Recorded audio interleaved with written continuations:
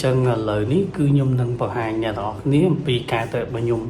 cả bị phật mấy hay nâng ở ngày nâng chân từ 10 đó nếu nhung cũng bị hai phật lạc lát chứ mua nâng ca chụp sang vào nhung này khi chân cả bị phật mấy ní nhung bạn với ca bài muối cột tay bài đến cứ vì hít ở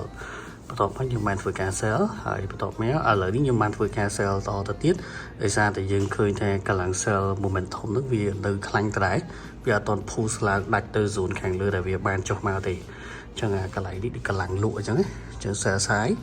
បាយសាយព្យាយាមពុះឃើញ candle ធំ2បង្ហាញកម្លាំងដែលលក់ចូលមកវិញដែរយើងធ្វើការលក់តែខ្លីទេ SR ដាក់ B បាទហើយដើម្បីការពី profit ការផឹកមិញបើនិយាយទៅស៊ីសងឡើងនេះវាចំណេញតិចតួចដែរ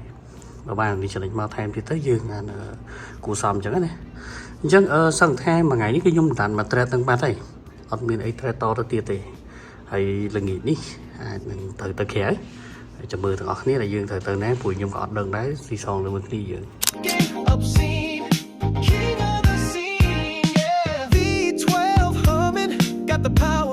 អូខេនឹងឲ្យសួស្តីដល់អ្នកគ្នាអញ្ចឹងឥឡូវនេះគឺខ្ញុំមកធ្វើការកាត់យកផលចំណេញឯងជាមួយនឹងការចូលផ្សាររបស់ខ្ញុំមិញនេះ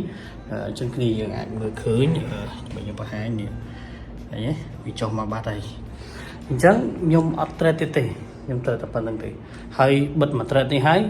គឺអត់បានទៅ office ទេចេញទៅក្រៅជួបគេនិយាយការងារតិចជាមួយក្រុមការងារហើយជាមួយយើងសួរគ្នាយើងថ្ងៃនេះក៏បាន trade អត់តោះថ្ងៃនេះមានបាន trade អីអត់គេណាថ្ងៃហ្នឹងអត់បានទេព្រោះដោយសារតែក្រុមការងារត្រូវតែចេញទៅមក Frankfurt ហើយ London ហ្នឹងជួបគេចឹងអត់បានទេព្រោះដោយសារតែបើយើងឡើងអង្គុយត្រេះតែបានទៅជួបគេតែប៉ុណ្្នឹងហើយ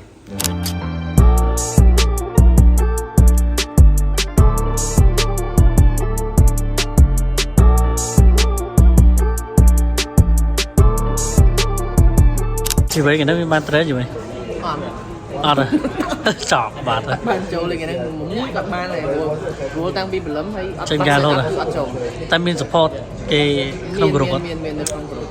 យើងសមើលមើលអូខេតែខ្លួនឯងបាន trade ទេព្រោះអត់ set up ចូលទេ